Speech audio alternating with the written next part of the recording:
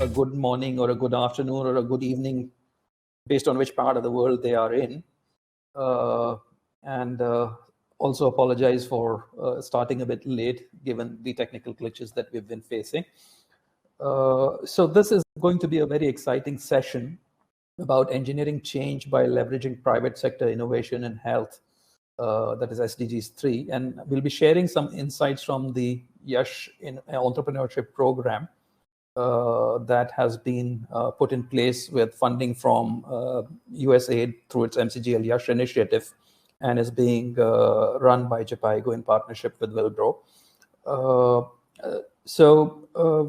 The YASH entrepreneurship program is focused on sexual and reproductive health, and probably a very pertinent question to ask would be, why sexual and reproductive health?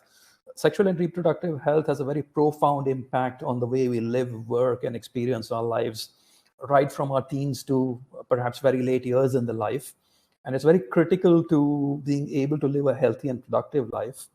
If you consider India's demography, we are a very young nation, and therefore it is even more relevant to India because the people who are between 18 and 35 now are going to be productive for a very long part of their life, and therefore it's even more significant to India and large parts of the LMIC.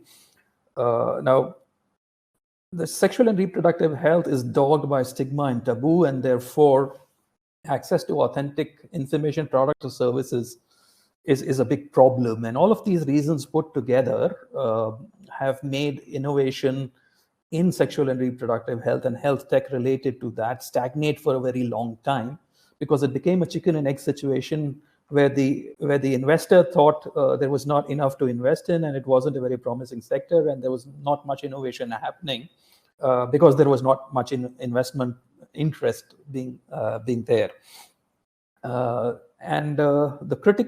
There were also gaps in domain expertise that need to be filled for innovation to happen, and there was a need to de-risk the process and have a sustainable innovation model for innovation to really happen.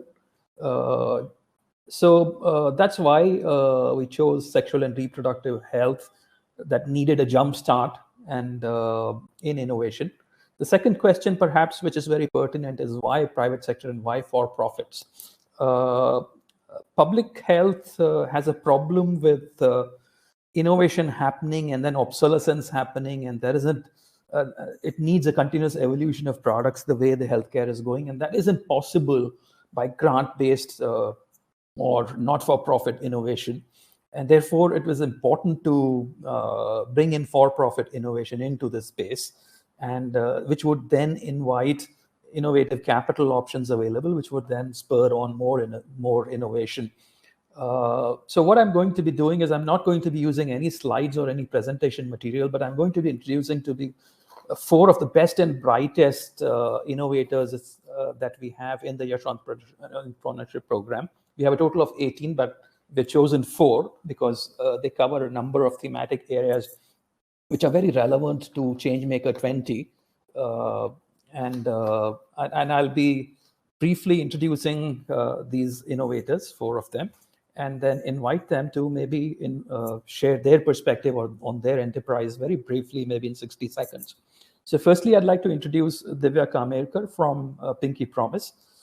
She's based in Bombay, and Pinky Promise is a great example of technology being employed in health to bring social change, and it does so using great technology in terms of that offers anonymity and privacy to people seeking consultations. It offers cheaper consultations, and it also addresses affordability and access very effectively.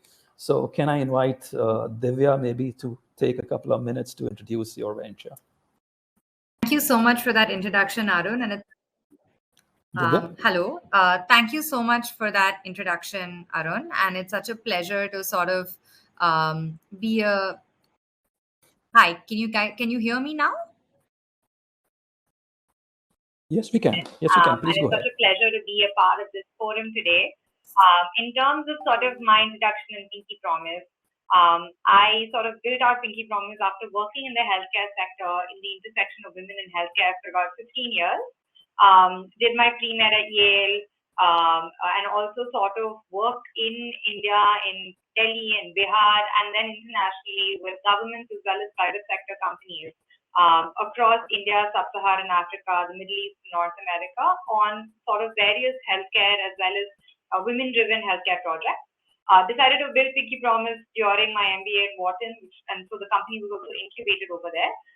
And what Pinky Promise is essentially a one of its kind AI/ML platform that delivers an instant sort of diagnosis and care management facility to women 24/7 for all sexual and reproductive health issues. We've built our own in-house software that actually, based on a person's symptoms, her medical history and everything, is actually able to automate the entire process of analyzing that and even generating a prescription and sending it to a gynecologist who can then sort of sit back and focus on verifying it and ensuring that it's the most accurate thing that she can put out.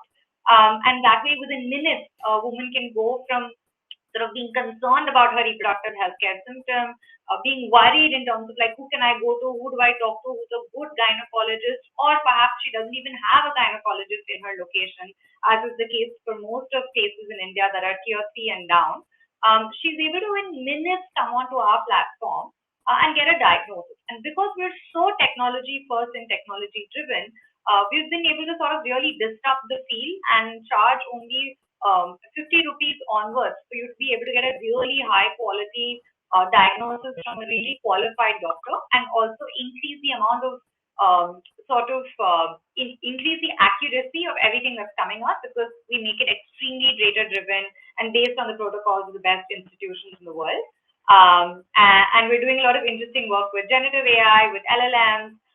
So if anyone is interested in how that actually applies to really leveling the playing field for women's health, I'm more than happy to speak to that as well. But we've been able to organically reach more than 100,000 women all over India, mostly in tier 2, tier 3, and smaller parts of India with our work. So it's a pleasure to be here. Thanks, Arun, and thanks, everybody. Thank you, Divya.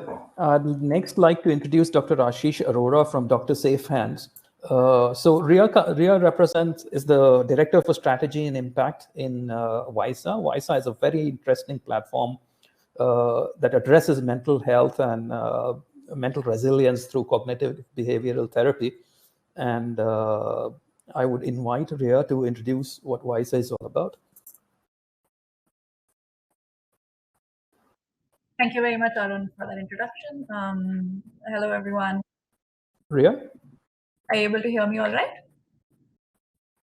Yes, we are. Wonderful.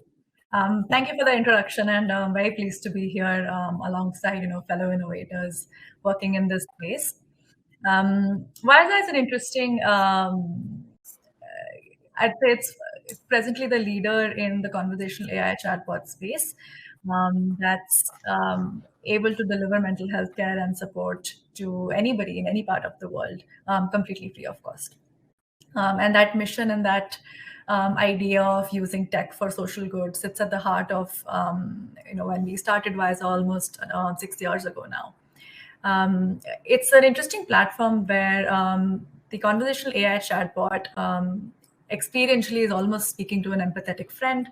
So the AI models that we've been able to develop in-house over the last couple of years, over millions of data points with real users, has now created a solution where users can open up and reach out in a space that's fully anonymous, devoid of judgment and stigma, and actually be able to open up to a AI chatbot and receive the care that one would get that's as effective as human care. And so, in the last couple of years, we've been fortunate to have collaborated with a bunch of leading universities around the world, from Harvard, Columbia, Cambridge, and many others, to actually build clinical evidence. And presently, we're the mental app with the largest clinical evidence base in the entire world. And we can probably say that, the ability to show reduction in anxiety and depression symptoms across different age groups and cohorts is something that we've been able to demonstrate. And so it's an interesting time in the AI space to be doing this for mental health care. And I think any empathetic conversation hits at the heart of the human condition. And so for us, particularly at Wysa, I think thinking of serving our users who are adolescent girls or young women, there's a very natural transition and integration with sexual and reproductive health because it's impossible to think of that and not think of mental ailments or stresses as part of that. So we're very excited to more and more reach to users through the lens of SRH and the ailments that cause anxiety, depression, and stresses in that front.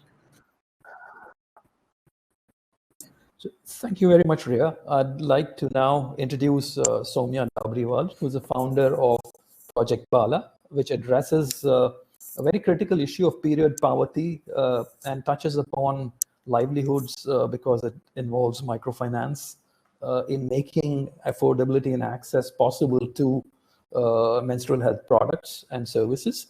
So I'd like, Soumya, why don't you just go ahead and talk about what Project Baala aims to achieve. Thank you, Arun. Hi, everyone. I'm Soumya Dabriwal. Can you hear me okay?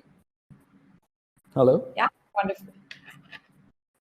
So I'm the founder of Project Baala. Project Baala is innovating on menstrual health and hygiene models for rural India. Soumya, I can't hear you. Am I not audible? I can hear you all right. I can hear you, Soumya. Yes, you are now. You are now. Yeah. Okay, cool. So I'm the founder of Project Baala. Project Baala is a menstrual health and hygiene organization that is coming up with innovative models for eliminating all forms of period problems that exist at the community level in India, Nepal, and Africa.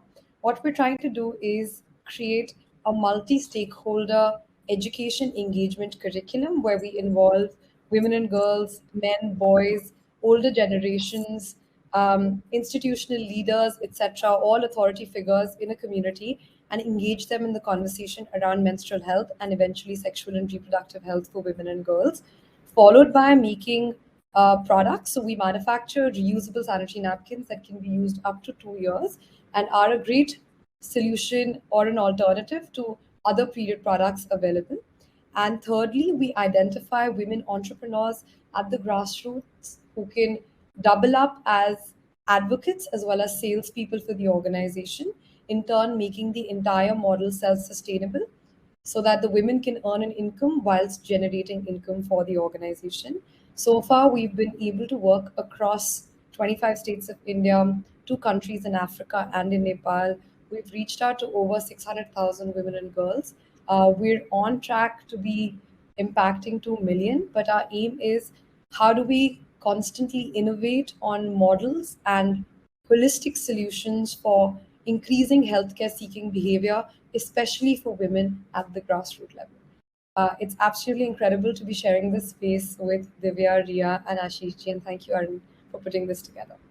Any of you have thought about partnerships with government to scale as private sector entities?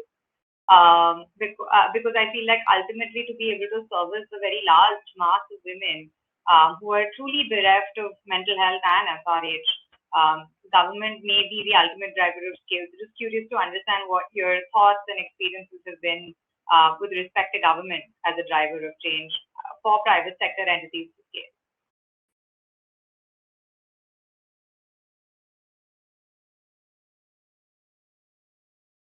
Maybe Soumya, we can start with you first because I feel like your mission really fits in very well to a lot of work that's happening at the grassroots, and then maybe we can hear from Rhea about mental health and scaling that up in India. Sure. I saw Rhea unmute herself, so Rhea will give you a go right after. But Divya, we've tried to partner with a lot of governments because, of course, the way to scale in India is through government partnerships. We went through different types of departments. So for us, menstrual health and education that we're focusing on has different types of offerings. So we've got a livelihood model, we've got education curriculums, and we've got a tangible product. All of these things fall under different departments. And a lot of times, even the education piece and the product piece falls under the Department for Women and Child, falls under the Department of Education, sometimes also falls directly under the Chief Minister's office. When so many diverse departments are in play, it's a lot harder to know who's the apex decision-making body. And we've had to do many rounds of understanding that. We're still in the process because every state also has different types of policies around this. And then there's also district level policies that are in place. Also, there are different types of policies which are a combination of a few of the offerings that we do, or one of the offerings that we have, or all of those things together. So it's a very difficult space to navigate just in terms of what the policies are and who's the person responsible in all of this. Whilst I say that, we've had great luck and great partnerships with the bureaucrats. So we've been fortunate enough to partner with incredible district collectors and district administration members who are in, say, aspirational districts like Moga, in Chhattisgarh, Raipur, in Assam, in Nagaland, where we've had very substantial government partnerships, but they've been through the bureaucrats. So that's been our experience. Also, funding is very hard when it comes to government. So if you have a third-party funder and you're working with the government network, that's probably the best fit for taking up large-scale initiatives. Rhea. So can I, since Dr. Ashish and I are both back in after our technical outage, I'd like to circle back to Dr. Ashish Arora and invite him to introduce Dr. SafeHands. So Dr. SafeHands touches on some very important themes, which are SRH, community health, mental health, and taking an inclusive approach to providing care to the people who do not have access and equity in terms of care. Dr. Ashish, quickly, if you could introduce Dr. SafeHands. Thank you. My deep apologies. I had some technical glitch and I thought I'd log out and log in again, and I had some problems in logging in. Thanks to Divya, I finally did. So I missed on your introductions. I'm very unfortunate, but in the for the time's sake, I'll just quickly introduce myself and my startup, and then as we'll move on to the topic for the day. Dr. SafeHands basically works in the domain of sexual health, as we all do, but our high focus is, early diagnosis and treatment of HIV and STIs. Apart from that, we do several other things, as Dr. Arun just mentioned, and one of those being early detection of cervical cancer through a self-sampling device, which detects high-risk strains for HPV. And we also do breast cancer detection through a thermal scanner using artificial intelligence. So, what we have done is we have made access to SRH care really simple. I mean, you could just click on a few buttons and you can speak with a counselor. You can consult a doctor. You can get your tests done. I mean, from the comfort of your home, you get a post-test consultation, you get e-prescriptions, and even the medicines are delivered to your place. So, I mean, all this we've been able to do over the last, continuous work for the last 6 years. And, and we currently operate from 6 offices in the country, each one of them, catering in their respective zones, in the local language and in consonance with the local culture. And we are growing. We are about to open 3 more offices in the near future. So that's about us and Dr. SafeHands. Thanks, Arun. Over to you. Thank you, Dr. Ashish, being mindful of the time that we have remaining, which is very little. I was intending to ask each of you about a couple of questions, but I'll probably roll them into one and come back to you, and hopefully that will help the attendees understand, a little bit better on how private sector can play a role in health and making it sustainable. So let me come back to Divya. So my question to you, Divya, is how has technology helped you in improving access? And how do you see providing access to affordable SRH through Pinky Promise influencing the empowerment of adolescent people, including girls in India? And secondly, how do investors perceive the sector for-profit business models in the sector? Also, how does the customer perceive for-profit business models? No, thanks a lot for those questions, Arun. I'll try to be as succinct as possible in answering these very, very, I think, pertinent questions in terms of Pinky Promises, sustainability, and scale.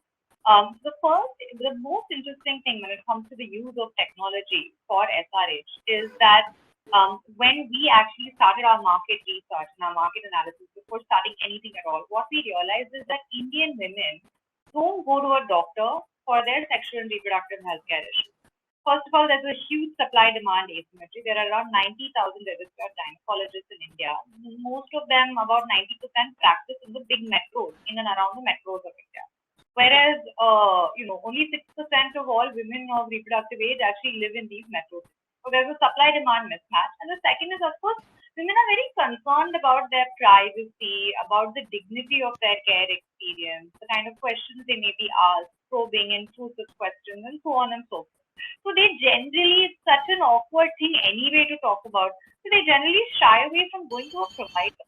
What we really was really hopeful for us is when we looked at the data, we realized that number one, women are actually growing at a faster rate than men in terms of mobile internet penetration. 64% for women and 23% for men. And the second thing that we realized is reproductive healthcare keywords are just one of the most searched terms in Indian sort of Google search analytics. So in India, in a given month in English alone, reproductive healthcare keywords are being searched more than 100 million times, which means that people are actually just going online instead of going to a doctor in person, and they're actually trying to solve their issues online, especially younger, more digitally aware women.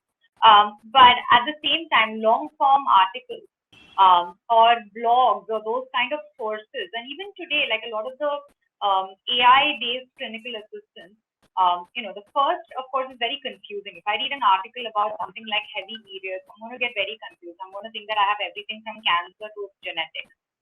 Whereas if there's an AI/ML-based sort of symptom checkoff, because 95% or more of all clinical data, so the base that this AI/ML basically learns from, is all based on basically clinical studies and trials conducted on men, issues that are sexual and reproductive healthcare based, where there's very limited data, or issues where women have different symptoms compared to women. So anything men, something like cardiac arrest, right? Like women are 50% less likely to get diagnosed with cardiac arrest and therefore less likely to survive from it. So they're just really terrible outcomes. So that's where we realize that we're just sitting on something explosive.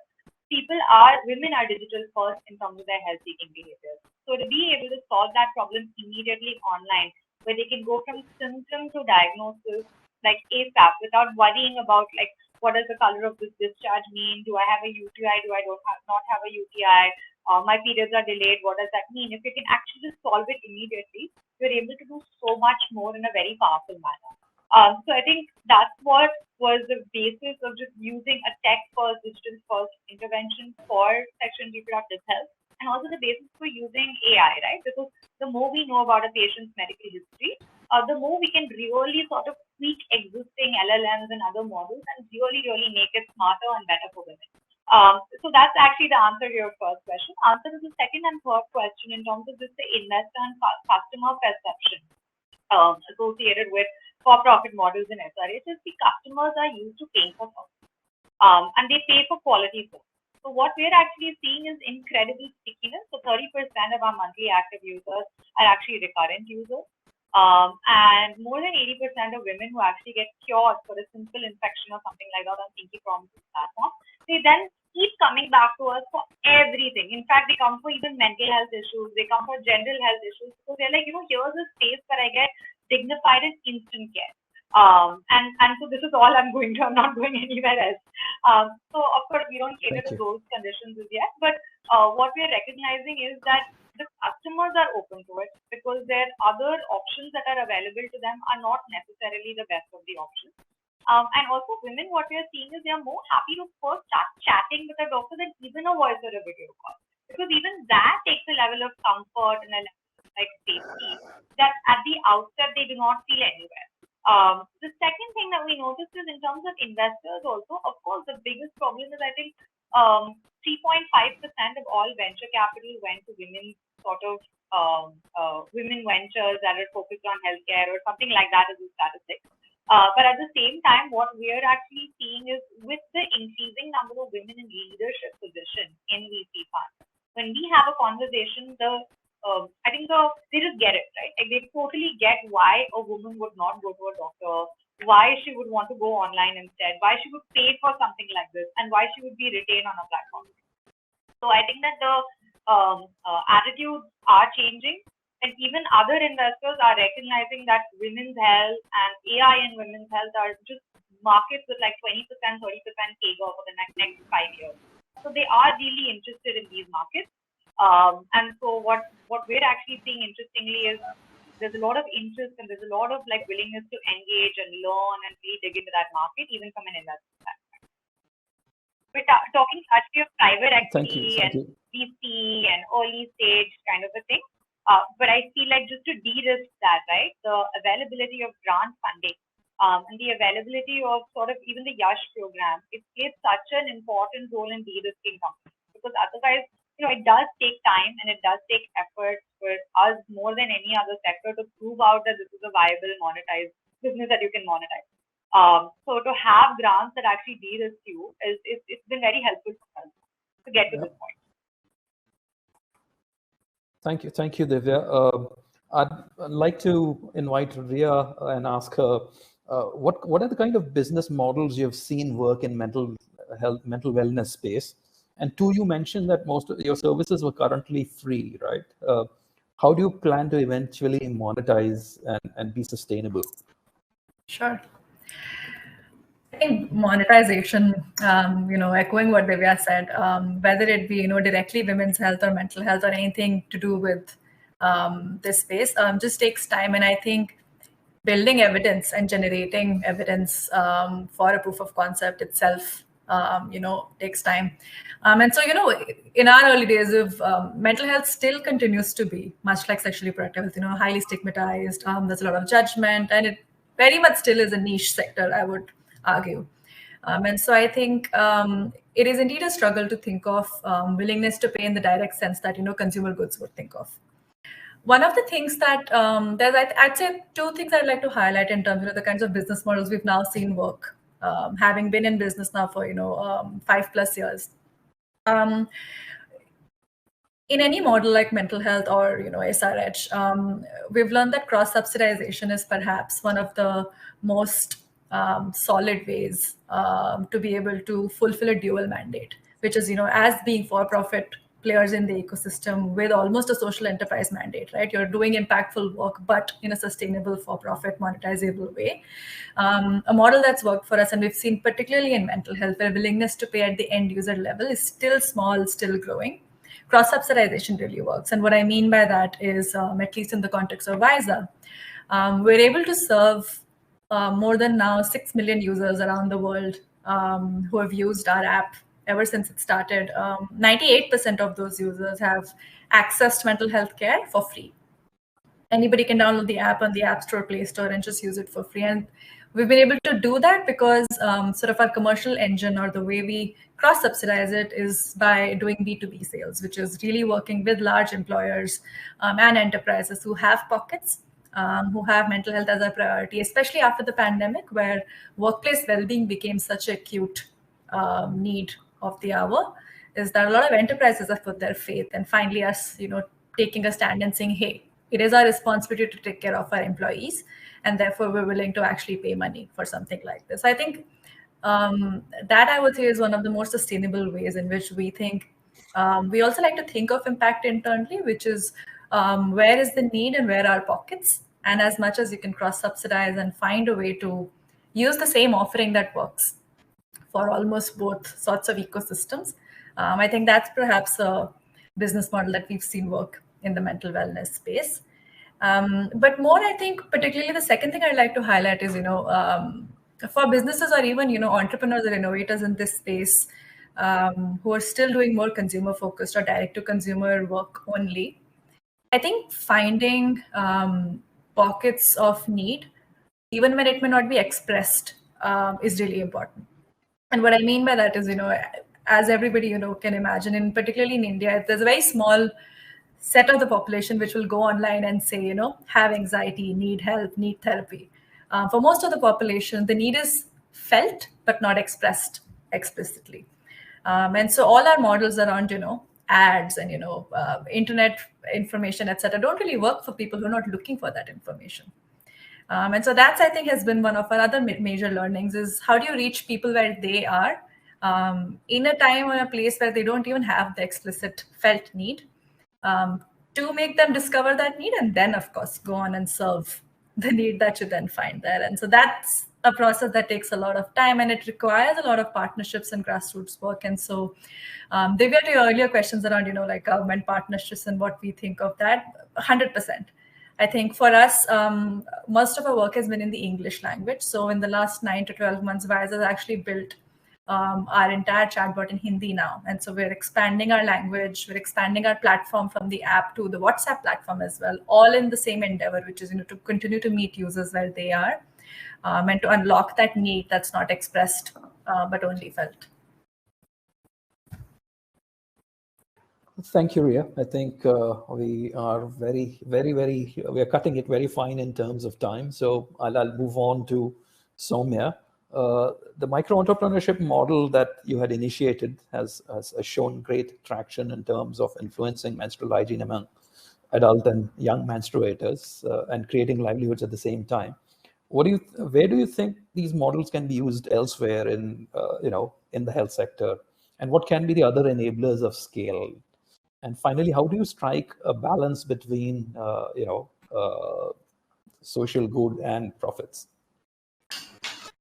I can answer both of these questions with the same stream of thought, which is when we're trying to roll out our micro entrepreneurs model across India, and to just give a little more clarity on that, what we do is we identify women entrepreneurs in different parts of rural India and turn them into, or upskill them into, becoming advocates for information. So they become the focal point of knowledge related to menstrual health and hygiene for their communities, and recognized focal points of knowledge.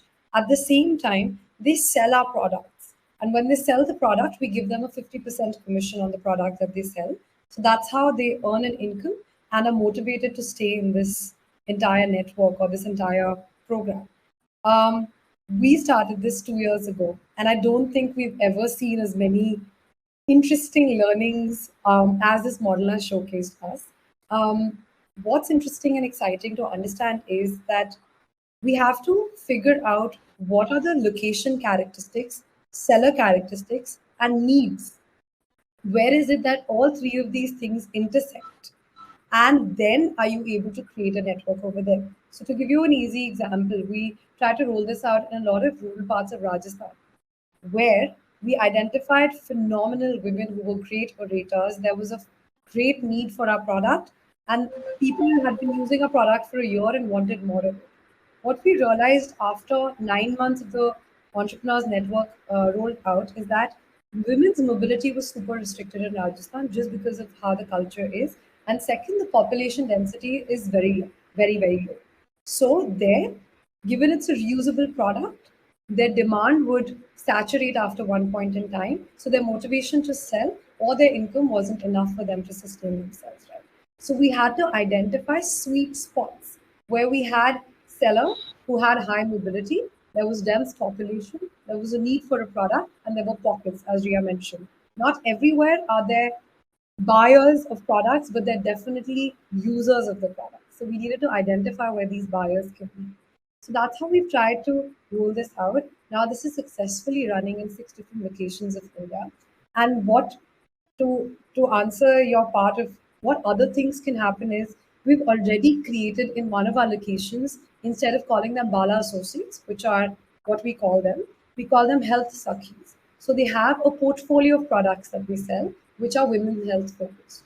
This includes pregnancy tests. It includes contraception for women. It includes, other women's health things like intimate washes, etc., whatever they would require.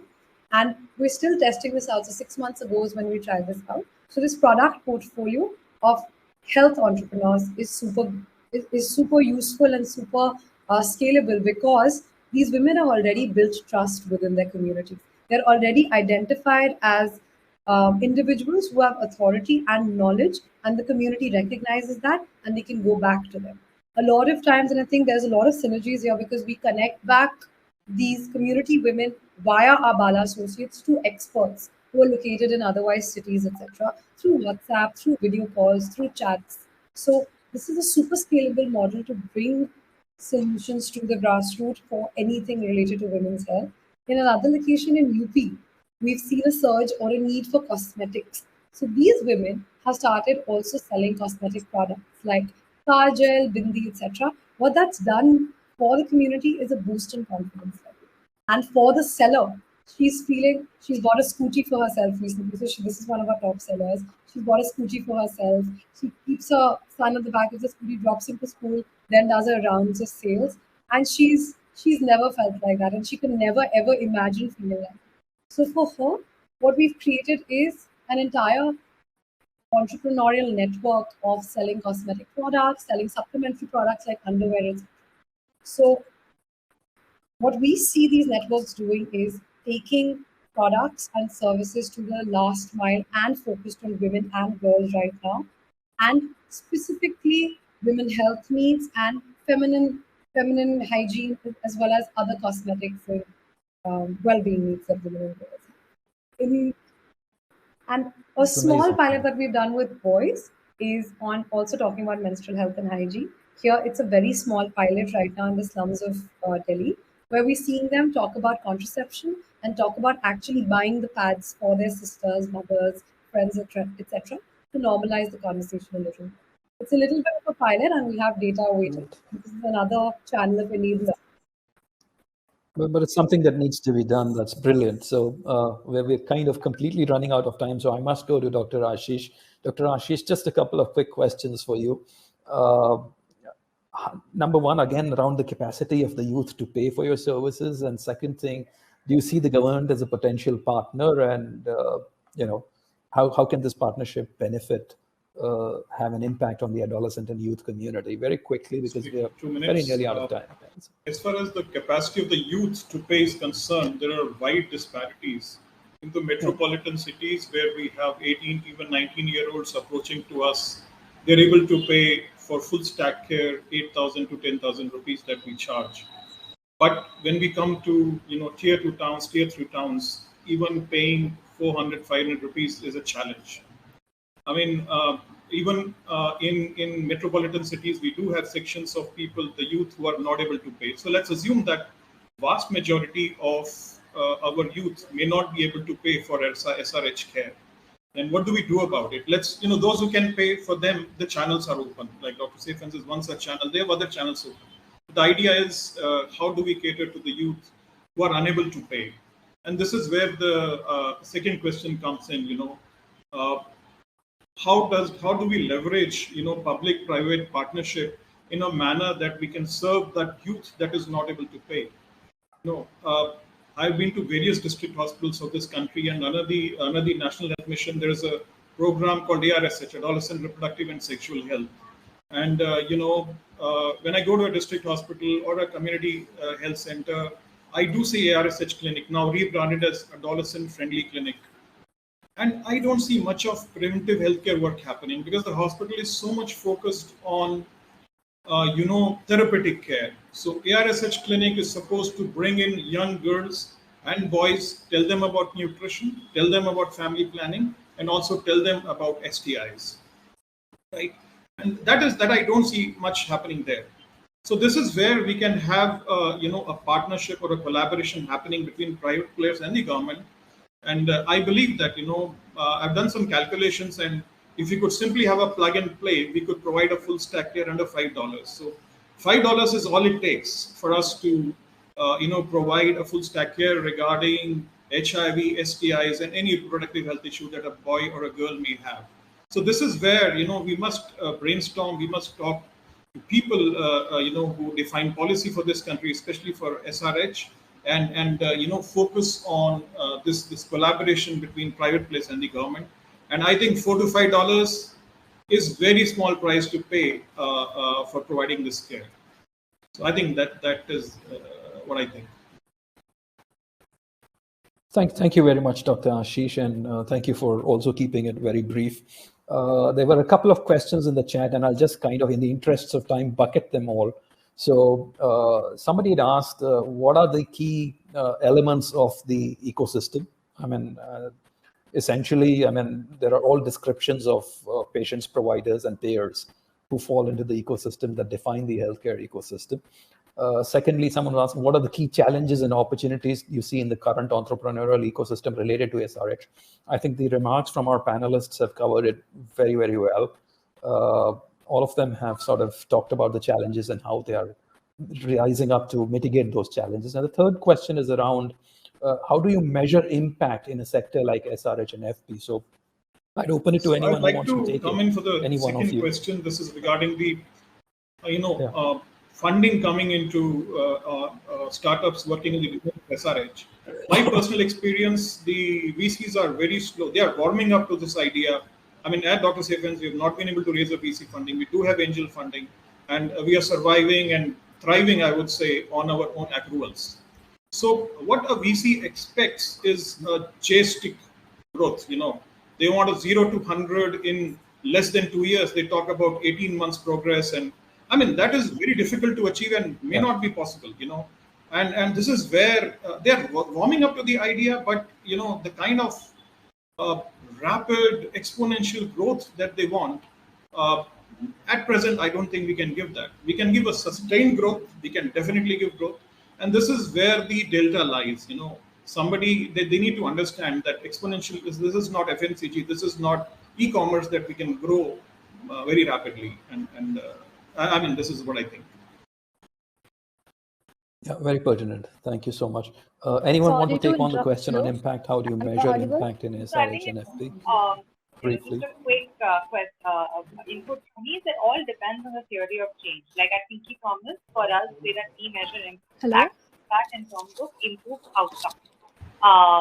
So for us, it's like, how it finally goes down to certain health metrics that we measure called tallies, right? Which is it's a composite measure of how much your mortality as well as your morbidity has actually been improved as a consequence of the intervention that we have specifically for you. Now, that's a very difficult thing to prove out. We're building out the systems to be able to measure that finally and say, okay, this is a reduction in terms of a woman's quality of life. We've been able to improve so much. But in the meanwhile, at least at Pinky Promise, the way that we measure outcomes is just like... And therefore, I'll keep my remarks very, very brief. So the need for an enabling ecosystem and the underlying thing of setting the expectations of investors right is obviously very critical. And to bring in more innovative methods of financing that would meet those expectations. And that will make socially responsible, profitable enterprises possible, which is what healthcare needs. So thank you very much for your time and thank you very much for your participation. Thank you so much. Thank you very much.